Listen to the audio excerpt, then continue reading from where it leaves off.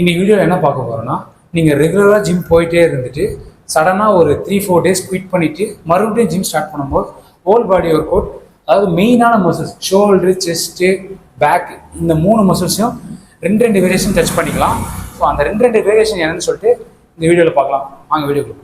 பார்த்தீங்கன்னா shoulder class தான் போடும். ஃபஸ்ட்டு வேரியேஷன் இது.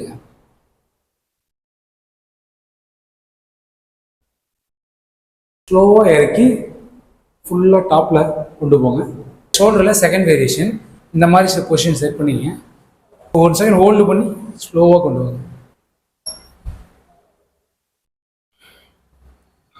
செகண்ட் கிளாஸ் பார்த்தீங்கன்னா செஸ் கிளாஸ் தான் போட போகிறோம். செஸ் கிளாஸில் ஃபர்ஸ்ட் வேரியேஷன் ஃப்ளாட் பெஞ்சில் பார்பலில் போட போகிறோம்.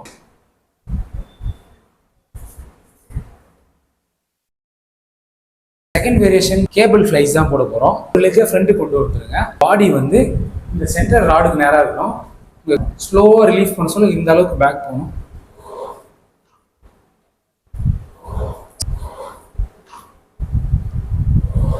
தேர்டு கிளாஸ் பார்த்தீங்கன்னா பேக் ஒர்க் தான். ஃபர்ஸ்ட் வேரியேஷன் ஃபுல் டவுன் தான், ஃப்ரண்ட் ஃபுல் டவுன் தான் போட போகிறோம். உங்கள் ஆங்கிள் உங்கள் பொசிஷன் நல்லா செட் பண்ணிக்கணும். உங்கள் பேக்கை வச்சுட்டு நல்லா ஸ்குவீஸ் பண்ணி ஸ்லோவாக ரிலீஃப் பண்ணணும். அந்த பேக்கு கான்ஸ்டன்டாக இருக்கும்.